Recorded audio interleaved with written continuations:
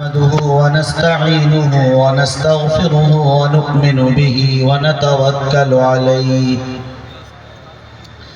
ونعوذ بالله من شرور أنفسنا ومن سيئات أعمالنا من يهده الله فلا مضل له ومن يضلله فلا هادي له ونشهد أن لا إله إلا الله وحده لا شريك له ونشهد أن سيدنا وسندنا وحبيبنا وشفيعنا ومولانا محمدا عبده ورسوله أعوذ بالله من الشيطان الرجيم بسم الله الرحمن الرحيم اقرأ باسم ربك الذي خلق خلق الإنسان من علق اقرأ وربك الأكرم الذي علم بالقلم علم الإنسان ما لم يعلم صدق الله العظيم. اسٹیج پر رونق افروز نہایت ہی معزز موقر محترم علماء کرام، دانشوران عظام، بزرگوں اور دینی بھائیوں، ہم اور آپ کافی تاخیر سے مسلسل حضرات علماء کرام کے بیانات سماعت فرما رہے ہیں. ابھی آپ حضرات نے بہت ہی قیمتی بیان حضرت مولانا مفتی احمد حسین صاحب قاسمی دامت برکاتہم العالیہ سے سماعت کی، اور اس سے پہلے حضرت مولانا وحید الزما صاحب قاسمی سے بھی آپ حضرات نے بڑا ہی پرمغز مدلل بیان سماعت کیا. ابھی اور بھی مشائخ، بزرگان دین، خطباء اعظام، شعراء اسلام یہاں تشریف رکھتے ہیں، جو آپ حضرات کو اپنے قیمتی بیانات اور اپنے اشعار سے آپ حضرات کو مستفیض فرمائیں گے، اور بزرگوں کی دعا پر اس اجلاس کا اختتام ہوگا. دستار بندی سے پہلے چند منٹ کے لیے میں آپ حضرات کے درمیان حاضر ہوا ہوں.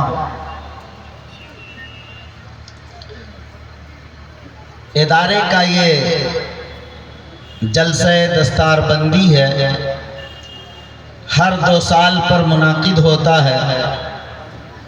12 بچے اس سال ہیں جنہوں نے حفظ کی فراغت حاصل کی، اور ان کے سروں پر آج پگڑی باندھی جائے گی. ظاہر ہے کہ ہم اور آپ یہ سمجھتے ہیں کہ قرآن مجید کا حفظ کرنا، مدرسے میں ڈال دیا، 3 سال 4 سال 5 سال میں بچہ حافظ ہو گیا. حالانکہ معاملہ ایسا نہیں ہے. قرآن مجید کا حفظ کوئی آسان کام نہیں. یہ اللہ کا فضل ہے، جسے عطا کرتے ہیں، جسے چاہتے ہیں اسے ہی عطا کرتے ہیں. بہت سے لوگ ہیں جو حفظ کرتے ہیں نہیں کر پاتے. آپ دیکھتے ہیں کہ ہزاروں کی تعداد میں لوگ شروع کرتے ہیں، سینکڑوں میں جا کر حافظ بنتے ہیں. مدرسے میں 100 بچہ پڑھتا ہے، اس میں 5 بچہ حافظ بن پاتا، 90 بچہ تو مدرسہ چھوڑ کر چلا جاتا ہے. یہی ہے ذالک فضل اللہ یؤتیہ من یشاء. یہ اللہ کا فضل ہے، اللہ جسے چاہتے ہیں اپنا فضل ان کو عطا فرماتے ہیں. اس لیے ہر بچہ حافظ قرآن نہیں ہو پاتا. میرے بھائیوں، آپ جانتے ہیں کہ حضرت علامہ انور شاہ کشمیری رحمۃ اللہ علیہ بڑے محدث ہیں، بڑے حافظے کے مالک ہیں، جنہیں بخاری شریف حفظ یاد، حدیث کی کتاب مسلم شریف انہیں حفظ یاد، ہدایہ اور فتح القدیر کے حافظ کہلاتے ہیں. جس بات کو ایک مرتبہ وہ زندگی میں سن لیتے تھے، پڑھ لیتے تھے، دیکھ لیتے تھے، وہ زندگی بھر نہیں بھولا کرتے تھے۔ ایسے آدمی جو کتاب ایک بار پڑھ لیتے پوری کتاب زبانی یاد ہو جاتی، لیکن وہ قرآن مجید کا حفظ کرنا چاہا، لیکن قرآن مجید کے حافظ نہیں ہو سکے۔ خود ان کے صاحبزادے میرے استاذ گرامی قدر حضرت مولانا سید انظر شاہ کشمیری نبر اللہ مرقدہ نے فرمایا کہ والد گرامی نے 3 مرتبہ حفظ کرنے کی کوشش کی، لیکن وہ تینوں مرتبہ ناکام رہے، قرآن مجید کا حفظ نہیں کر سکے۔ ہزاروں صفحات انہیں یاد ہیں، ہزاروں احادیث یاد ہیں، عربی درجات کی نصاب کی کئی متون یاد ہیں۔ اتنا بڑا علم کے کتب خانہ دارالعلوم دیوبند کے جو ناظم سے کہا کرتے تھے کہ اگر دارالعلوم دیوبند کی پوری لائبریری کو آگ لگ جائے اور ساری کتابیں جل جائیں تو مجھے غم نہیں اگر انور شاہ زندہ ہیں کہ علامہ انور شاہ ساری کتابیں دوبارہ زبانی لکھ سکتے ہیں، لیکن وہ قرآن کے حافظ نہیں ہو سکتے۔ میرے بھائیو، آپ جانتے ہیں حضرت مولانا سید محمد ولی رحمانی نبر اللہ مرقدہ ہمارے پیر و مرشد ہیں۔ مفکر اسلام حضرت مولانا سید محمد ولی رحمانی صاحب نبر اللہ مرقدہ نے مجھ سے خود فرمایا کہ میرے خانوادے میں سیدنا شیخ عبد القادر جیلانی سے لے کر مجھ تک کوئی حافظ قرآن نہیں ہوا۔ ان کے والد مولانا منت اللہ رحمانی، ان کے والد مولانا محمد علی دنگیری اور ان کے والد مولانا سید عبدالعلی، اور اس طرح اوپر جاتے چلے جائے۔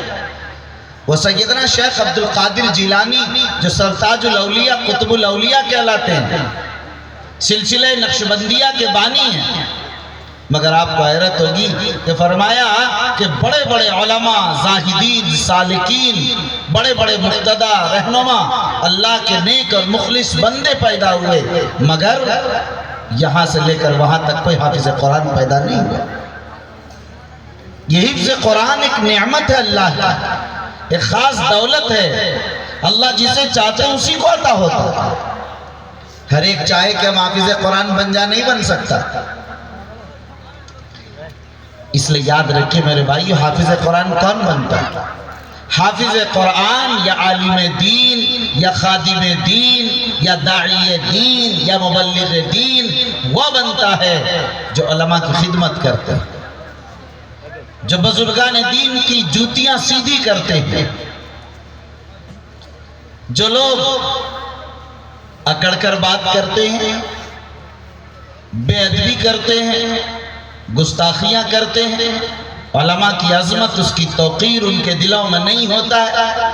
مدارس کی عظمت اور مدارس کی افادیت اور اس کی اہمیت ان کے دل میں نہیں ہوتی، ان کی اولاد، ان کی نسلوں میں نہ حافظ پیدا ہوتا ہے نہ عالم پیدا ہوتے ہیں۔ اسی لئے مجھ سے اگر کوئی کہتا کہ حضرت دعا کر دیئے کہ میرا بچہ حافظ قرآن ہو جائے، تو میں کہتا ہوں کہ بھائی دعا کرانی ہے صرف یا حافظ بنانا چاہتے ہو؟ حضرت حافظ بنانا چاہتے ہیں؟ میں کہا کرتا ہوں کہ لوگوں اگر اپنی اولاد کو حافظ قرآن بنانا چاہتے ہو تو 2 کام کرو۔ ایک کام تو یہ کہ اپنی اولاد کے لیے ماں باپ دونوں مل کر رات میں تہجد کے وقت اٹھ کر اللہ کے سامنے رو گڑ گڑاؤ اور خود دعا کرو اللہ سے، انشاءاللہ تمہاری دعائیں اللہ رائے گا نہیں کرے گا۔ اور دوسرا کام یہ کرو کہ تم علماء کی خدمت کرو، حفاظ کی خدمت کرو، ائمہ معزنین کی خدمت کرو، ان کو ہدیہ دو، ان کے ساتھ ادب سے پیش آؤ، ان کی عظمت تمہارے دلوں کے اندر ہو۔ اگر ایسا کرو گے تو تمہاری اولاد حافظ قرآن بنے گی، عالم بعمل بنے گی، تمہاری نسلوں میں قیامت تک علم و عمل کا سلسلہ جاری ہو جائے گا۔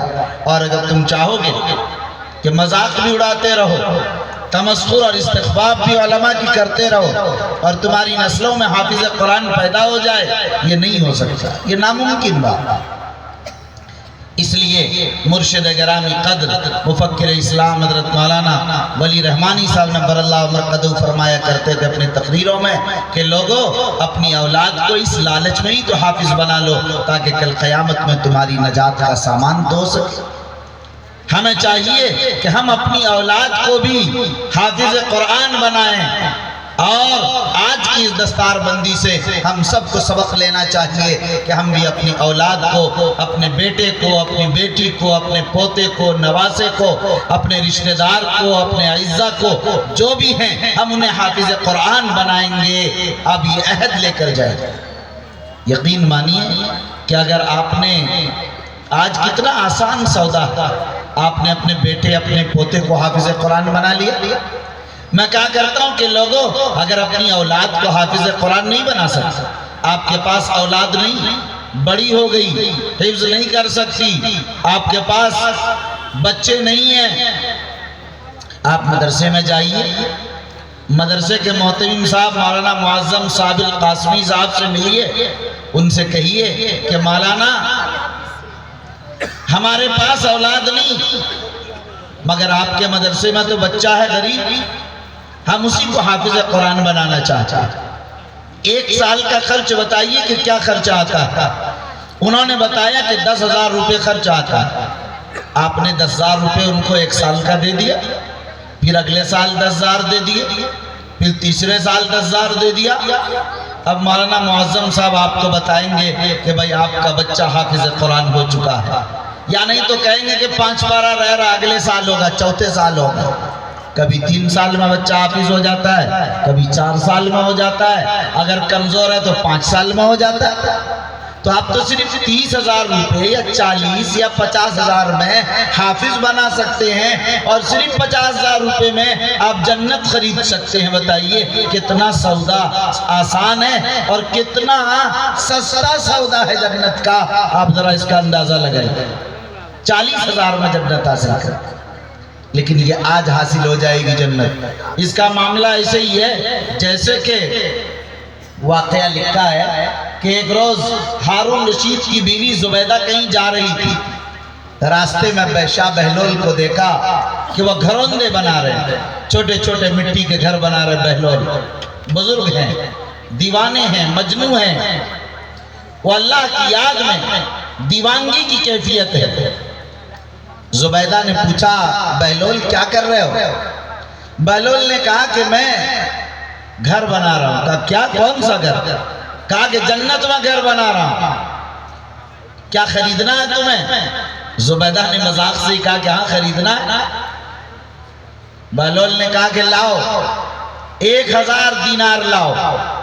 انہوں نے 1,000 دینار دے دیا، بادشاہ کی بیوی ہے، اور انہوں نے اس کو خرید لیا، مذاق میں ہی چلے گئے۔ رات کو ہارون رشید نے خواب میں دیکھا کہ ایک جنت ہے اور ہم جا رہے ہیں، ایک خوبصورت محل اس کے اندر تعمیر ہے، اور جب وہاں پہنچے تو وہاں اندر انٹری چاہا، داخلہ چاہا کہ ہم جائیں، تو لوگوں نے روک دیا باہر سے، کہا کہ نہیں آپ نہیں جا سکتے، یہاں یہ زبیدہ کا محل ہے، یہ زبیدہ اس میں جا سکتی ہیں، آپ نہیں جا سکتے۔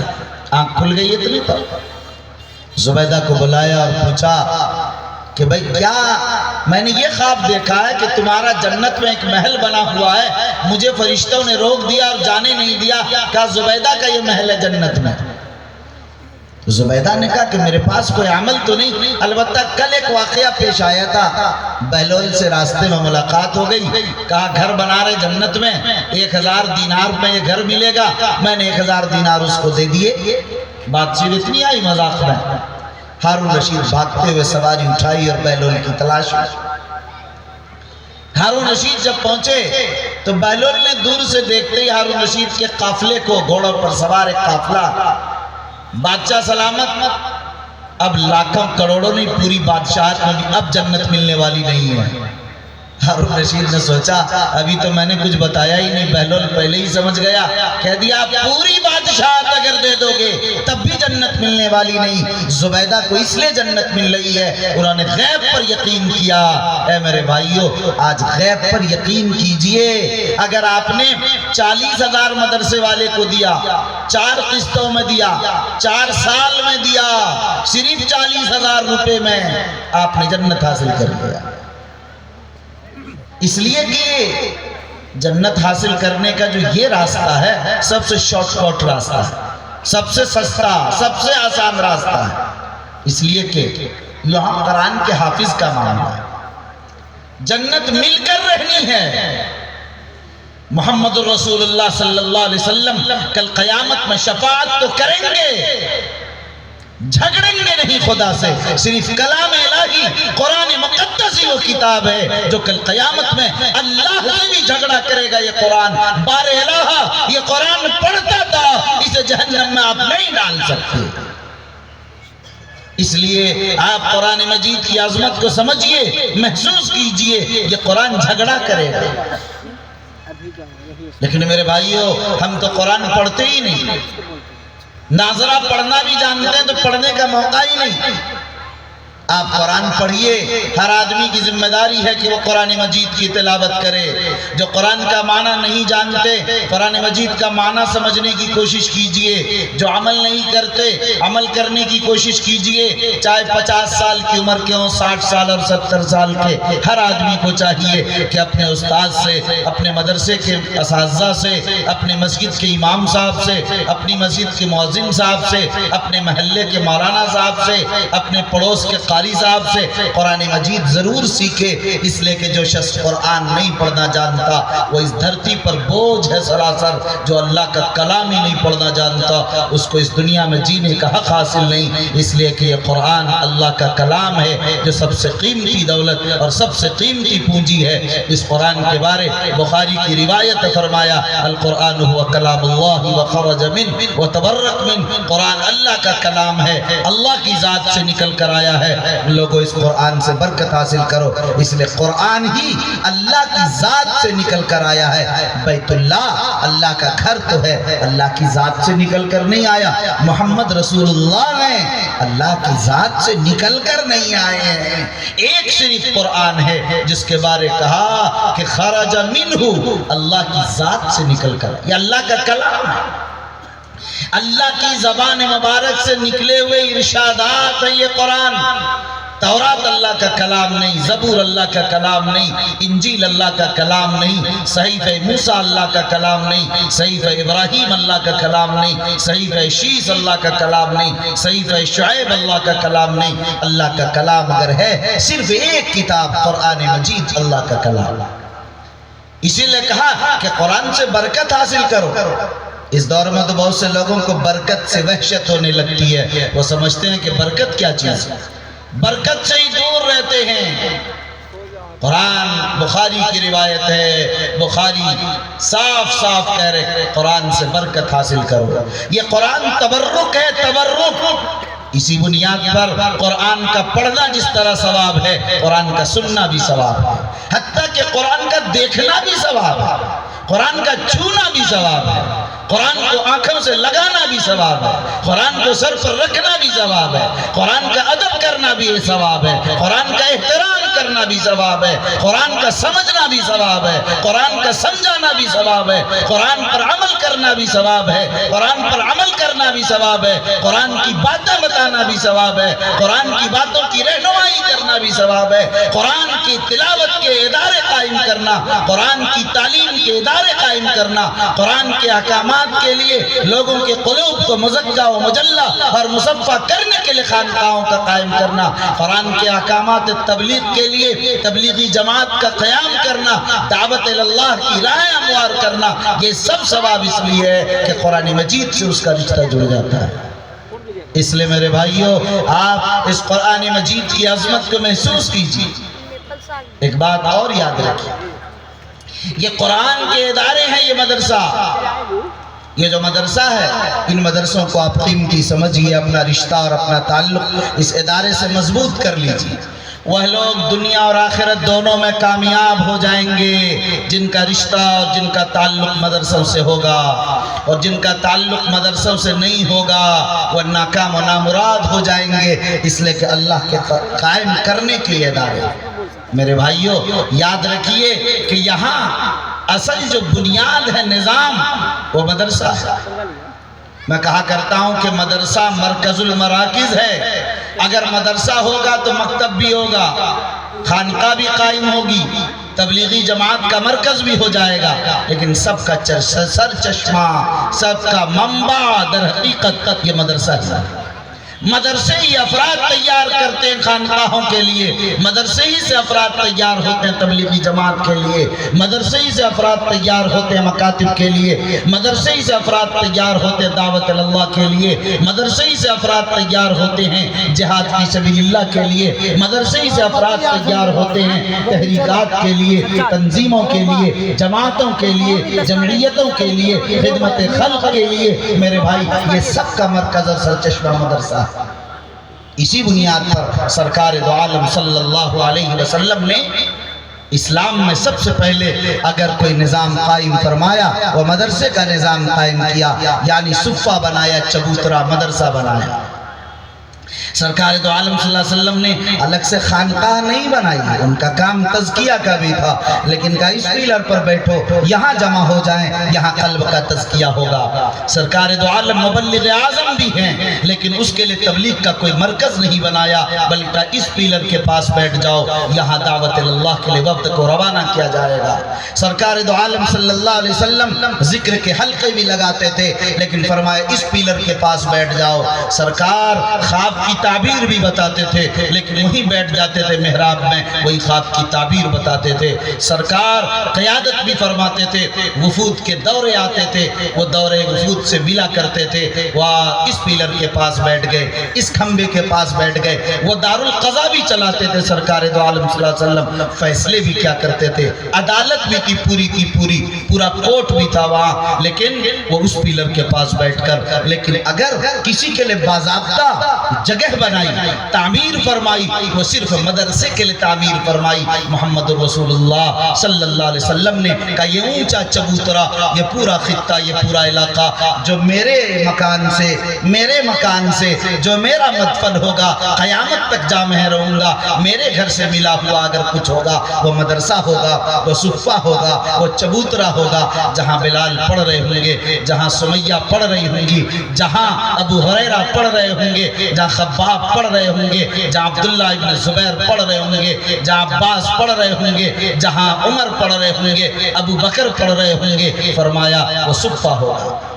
اسی لئے فرمایا کہ یہ جو صفہ کا، یہ جو مدرسے کا نظام قائم فرمایا، اللہ نے کہا، اللہ کے رسول نے فرمایا یہ جو صفہ کا ہے مدرسہ تم دیکھ رہے ہو، یہیں سے افراد جو تیار ہوں گے وہ محدث بن جائیں گے۔ دیکھو ابو ہریرہ محدث نظر آ رہے ہیں، یہیں صفہ سے تیار ہونے والے عبداللہ ابن مسعود کو دیکھو، مفسر قرآن اور فقیہ زمان نظر آ رہے ہیں۔ یہ دیکھو عبداللہ ابن عمر ہیں جو متبع سنت ہیں، عاشق رسول ہیں، شہدائی رسالت ہیں، فدائیان رسالت ہیں، جانثاران رسالت ہیں۔ دیکھو یہ دیکھو سیدنا علی کو، یہ فقیہ زمان ہیں، یہ قاضی زمانہ ہیں، یہ دیکھو قضا کا زمان لے کر چل رہے ہیں۔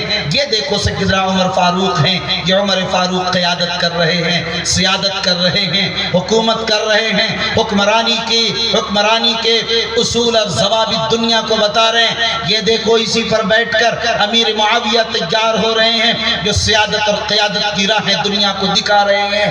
یہ دیکھو ابو بکر ہیں جو صدیقانہ شان رکھتے ہیں، صداقت کا تاج دنیا کو پہنانے کے لیے یہاں بیٹھ رہے ہیں، جو جانشین بن رہے ہیں محمد رسول اللہ صلی اللہ علیہ وسلم کے۔ وہ صدیق اکبر بھی اسی چبوترے پر بیٹھ کر علم دین حاصل کر رہے ہیں۔ دیکھو اس چبوترے پر بیٹھنے والا مبلغ بھی بن رہا ہے، داعی بھی بن رہا ہے، مجاہد بھی بن رہا ہے، مفسر بھی بن رہا ہے، محدث بھی بن رہا ہے، وہی تاجر بھی بن رہا ہے، وہی کاشتکار بھی بن رہا ہے، وہی سیاست اور قیادت کے باغ ڈور کو سنبھالنے والا بھی بن رہا ہے۔ ساری چیزیں، ساری تنظیموں، تحریکوں، جماعتوں کو افراد اسی صفہ اور چبوترا سے ملنا، وہیں سے نکلنے والے ابو ذر غفاری ہیں جو خلوت کی راہ اختیار کر رہے ہیں، جنگلوں میں جا کر زاہدانہ زندگی گزار رہے ہیں، اور وہیں پر ایسے ایسے افراد تیار ہو رہے ہیں جو معاشرے کی اصلاح میں لگے ہوئے ہیں۔ سارا نظام اسی سے بن رہا ہے۔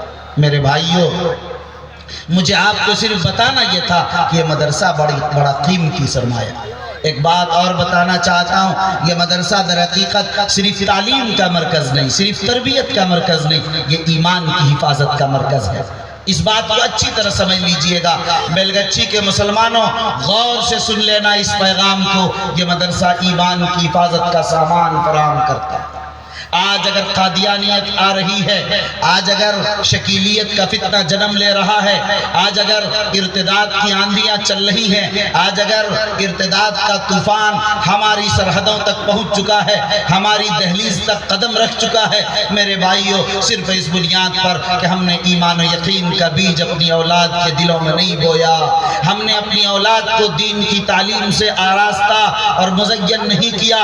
اگر ہم نے اپنی اولاد کو قرآن پڑھا دیا ہوتا، ہم اپنی اولاد کو مکتب سے لے کر مدرسے کی تعلیم دلا دیا ہوتا، تو ظاہر ہے کون سا فتنہ قادیانیت، کون سا فتنہ شکیلیت، اور کون سا ارتداد، اور کون سا کفر، اور کون سا الحاد، اور کون سا زندقہ ہے جو ان کے قدم تک، ان کے قریب تک پھٹکنے کے لیے ہمت کرتا۔ سوال ہی نہیں پیدا ہوتا ہے۔ جو مدرسوں میں ایک دن قدم رکھ لیتا ہے، علماء کے آنکھوں کے سامنے بیٹھ جاتا ہے، ان بزرگوں کی صحبت اختیار کر لیتا ہے، ان بزرگوں کی جوتیاں سیدھی کر لیتا ہے، خدا کی قسم ارتداد سے خدا اس کو محفوظ فرما دیتے ہیں۔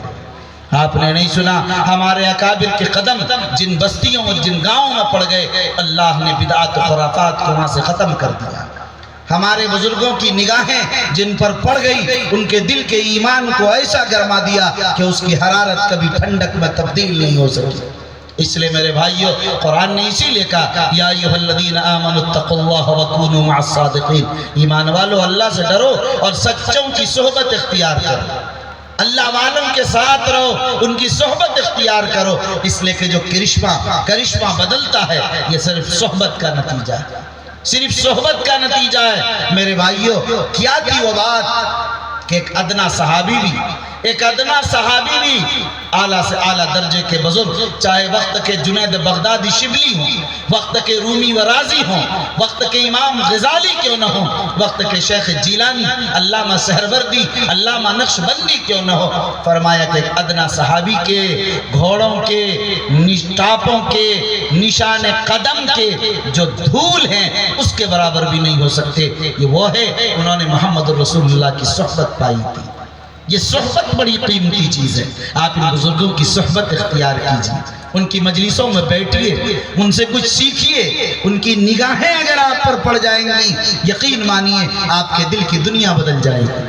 لوگ سمجھتے ہیں ہم موبائل پر تقریر سن لیتے ہیں، لوگ سمجھتے ہیں ہم اپنے گھروں میں یوٹیوب سے باتیں سیکھ لیتے ہیں۔ میرے بھائیوں، وہ نگاہیں کہاں سے لاؤ گے جو نگاہیں تمہیں مجلس میں پڑ رہی ہیں؟ چھتہ مسجد کے اندر مولانا یعقوب نانوتوی صدر المدرسین تھے دارالعلوم دیوبند کے، پہلے صدر مدرس تھے یعقوب نانوتوی۔ حضرت مولانا اشرف علی تھانوی کے بھی استاذ ہیں۔ مولانا یعقوب نانوتوی خود ہی امامت فرماتے تھے چھتے کی مسجد میں دیوبند میں۔ فرمایا کہ وہ دیکھتے کیا تھے کہ جب نماز شروع کرتے ہیں روزانہ مسجد چمک اٹھتی ہے، روشن ہو جاتا ہے۔ ایک روز اپنے خادم کو لگایا کہ گیٹ پر کھڑے رہو، دیکھو جب میں نماز شروع کرتا ہوں تو روشنی ہو جاتی مسجد میں، کیا معاملہ؟ تو شاگرد نے دیکھا گیٹ پر کھڑے ہو کر کہ ایک صاحب آئے، ان کے آنے کی وجہ سے پوری مسجد چمک اٹھی اور پوری مسجد دمک اٹھی اور پوری مسجد روشن ہو گئی۔ اس زمانے میں تو چراغ جلا کرتا تھا، روشن ہو گئی۔ بتایا حضرت ایک آدمی ہے، ان کے آنے کی وجہ سے روشنی ہوتی ہے۔ حضرت نے فرمایا کہ کل جب وہ شخص آئے ان کو روکنا اور کہنا کہ مجھ سے مل کر جائے۔ کل اس نے روکا کہ حضرت نے آپ کو یاد کیا، حضرت کے پاس لے کر گیا، پوچھا کہ کیا معاملہ ہے؟ انہوں نے کہا کہ حضرت یہ میرا ایک راز ہے۔ کہا نہیں بتاؤ۔ انہوں نے کہا کہ جب حضرت سید احمد شہید اور حضرت شاہ اسماعیل شہید رحمۃ اللہ علیہ کا قافلہ بالاکوٹ کی پہاڑی پر رائے بریلی سے جا رہا تھا، دیوبند ہی کے راستے سے گیا تھا، اور یہی قاضی مسجد کے نکڑ پر میں کھڑا تھا جب یہ قافلہ آیا تو شاہ اسماعیل شہید اور سید احمد شہید کی نظر مجھ پر پڑ گئی تھی۔ میرا بالکل بچپن کا زمانہ تھا، اس کے بعد سے میری یہ کیفیت بدل گئی کہ میں جس اندھیرے مکان میں جاتا ہوں وہ اندھیرا کمرہ روشن ہو جاتا ہے، اور جس تاریک مکان میں جاتا ہوں وہ تاریک مکان جگمگا اٹھتا ہے، اسی کی نظر کی برکت ہے۔ میرے بھائیوں، یہ ہے بزرگوں کی نظر کی برکت، یہ ہے بزرگوں کی نظر کی برکت۔ حضرت تھانوی رحمۃ اللہ علیہ جو بڑے محتاط لکھتے اور بولتے تھے، آپ جانتے ہیں کتنی احتیاط تھی ان کی زندگی میں۔ حضرت تھانوی نے ایک عجیب واقعہ لکھا، حکیم الامت حضرت مولانا اشرف علی تھانوی رحمۃ اللہ علیہ نے اپنے خطبات میں ایک واقعہ لکھا۔ شاہ عبد القادر محدث دہلوی رحمۃ اللہ علیہ قرآن مجید کا ترجمہ لکھ رہے تھے، اس مسجد کے باہر ایک روز نکلے، سیڑھی پر کھڑے قرآن کا کوئی ترجمہ سوچ رہے تھے، غور کر رہے تھے اسی پر۔ اچانک ان کی نظر پڑی، ایک کتا سامنے کھڑا، کتے کو دیکھ رہے مگر سوچ رہے ترجمہ، اور کھڑے۔ تھوڑی دیر ان پر نظر پڑ گئی، وہ کتا جب وہاں سے نکلا اور دلی کی جن گلیوں میں جاتا تھا، ان کتے کے پیچھے 10-20 کتے ان کے پیچھے چل رہے تھے۔ لوگوں نے پوچھا تو کہا شاہ عبد القادر کی نظر اس پر پڑ گئی۔ میرے بھائیوں، ایک کتے پر نظر پڑ گئی تو 10-20 کتے ان کے پیچھے چلنے لگے۔ اگر اللہ والوں کی ہم پر نظر پڑ جائے انسانوں پر، تو بتائیے کہ اللہ والوں کی نظر جب پڑ جائے تو کیا دل کی دنیا نہیں بدلے گی؟ تو میرے بھائیوں، اللہ والوں کی صحبت اختیار کرو، قرآن والوں کی صحبت اختیار کرو، ان علماء سے محبت کرو، اس کے لیے بھی نجات ہو جائے گی کل قیامت میں۔ ان حفاظ سے محبت کرو، اگر تم محبت کرو گے، دوستی رکھو گے، تعلق رکھو گے، خدمت کرو گے، ان کو ہدیہ دو گے، عظمت کی نگاہ سے، احترام کی نگاہ سے دیکھو گے، ان کی دعوتیں کرو گے، جس طرح خدمت کر سکو، خوش کر سکو، انہیں خوش رکھو، یہ تمہاری عظمت کا، تمہاری دنیا آخرت کی عزت و عظمت کا، دنیا آخرت کی یہ سمجھ لیجئے سرخروئی کا ذریعہ ہوگا، اور دنیا اور آخرت کی ذلت و رسوائی سے ہم سب کی حفاظت کا سامان ہوگا۔ میرے بھائیوں، مجھے یہ عرض کرنا تھا آپ حضرات سے کہ آج قرآن مجید کی دستار بندی جو حفاظ تیار ہوئی، یہ اللہ کا ایک بڑا عظیم معجزہ۔ یہ ادارے جس پر محنت کر رہے ہیں، اگر آپ ان اداروں کے لیے تعاون کریں گے، ان اداروں کے محترم صاحب سے جا کر کہیں گے کہ ہم ایک حافظ بنانا چاہتے ہیں، ہر آدمی اگر یہ عہد کر لے کہ ہم کو ایک حافظ بنانا ہے اپنی جنت کے لیے، کروڑوں روپے تو کمائی رہے، پلاٹ اور فلیٹ، زمین اور جائیداد اور بینک اور بیلنس، بیٹا اور بیٹی، ناتی اور نتنی، پوتا اور پوتی، رشتہ دار اور دوست اور احباب، عزیز اور اقارب، نہ معلوم کس کس کے لیے کتنا کما اور خرچ کر رہے ہیں۔ عہد کرو کہ 10,000 روپے مدرسے کو دینا ہے اور 4-5 سال تک لگاتار دینا ہے، اور ایک حافظ قرآن بنانا ہے۔ ایک بنا لیں گے تو دوسرا بنانا ہے، جب تک زندہ ہیں حافظ بناتے رہیں گے، ایک ایک کر کے ہی بناتے رہیں گے، تو یقین مانیے کہ کیا کل قیامت میں اس سے زیادہ کوئی سستا سودا ہو سکتا جنت کے لیے؟ آپ یہ تو جانتے سنتے رہتے علماء سے کہ اگر کل قیامت میں کوئی شخص ایک نیکی کے لیے 7 زمین و آسمان سونے سے بھر کر بھی فدیے کے طور پر دے گا، اللہ قبول نہیں کریں گے ایک نیکی کے بدلے میں۔ اگر ساری زمین و آسمان کو سونے سے بھر دے، جنت مل جائے؟ نہیں مل سکتی۔ آج تو صرف 40,000 50,000 میں جنت مل رہی۔ وہی اب بہلول والا زبیدہ نے اس گھروندے کو جنت سمجھ کر خرید لی تھی، اس لئے اسے جنت مل گئی۔ آج اگر ہم بھی غیب پر یقین کرتے ہیں، ایمان لاتے ہیں، اور اس تصور کے ساتھ مدرسے سے اپنے رشتے کو، اور مولانا معظم صابر القاسمی سے اپنے رشتے کو، اور اس ادارے کے ذمہ داران سے، اس کے اساتذہ سے اگر اپنے رشتے کو مضبوط و مستحکم کر لیتے ہیں، یقین مانیے یہ آپ کی، ہماری سب کی نجات کا سامان ہوگا۔ کل قیامت میں مجھے بھی دعا دیں گے کہ مولانا شمشاد رحمانی نے آ کر مجھ سے کہا تھا خدا را آج وہی حافظ بنانا کام آ گیا، سب کچھ تو بیکار رہ گیا۔ اس لئے میرے بھائیوں، آپ اس عہد کے لیے تیار ہیں کہ ہر آدمی جس کو بھی اللہ نے توفیق دی، اور میں کہا کرتا ہوں لوگوں توفیق کسے کہتے ہیں؟ یہ بیوقوف بنانے کی بات ہے، میرے پاس پیسہ نہیں، ایک ناشتہ چھوڑ دو، ایک ناشتہ چھوڑ دو، ایک وقت نہیں ہے پیسہ، مت کھاؤ ایک ٹائم، 3 کے بجائے 2 ہی کر لو، صرف اسی میں تم 10,000 سال میں تیار کر سکتے۔ ارے ہو سکتا کہ نہیں ہو سکتا؟ 1,000 ایک مہینے میں ہو جائے؟ کون آدمی ہے جس کو 1,000 ایک مہینے میں نہیں ہوگا؟ کوئی اس مجلس میں نہیں ہوگا الا ماشاءاللہ۔ اس لئے میرے بھائی آپ سب عہد کیجئے پختہ، یہ ادارہ ترقی کرے، آگے بڑھے، یہاں عربی درجات کی اعلیٰ سے اعلیٰ تعلیم ہو، حفاظ بنے، قرہ بنے، دین کے خدام بنے، دین کے داعیان بنے، مبلغین تیار ہوں، اللہ کے نیک اور صالح بندے تیار ہوں۔ اس کے لئے آپ حضرات کی خدمت اور عظمت کے ساتھ خدمت، محبت کے ساتھ خدمت، یہ آپ سے مانگنے نہ جائیں، آپ لا کر پہنچائیں کہ مولانا یہ لیجئے، بتائیے اس عظمت کے ساتھ، اس عظمت قرآن کے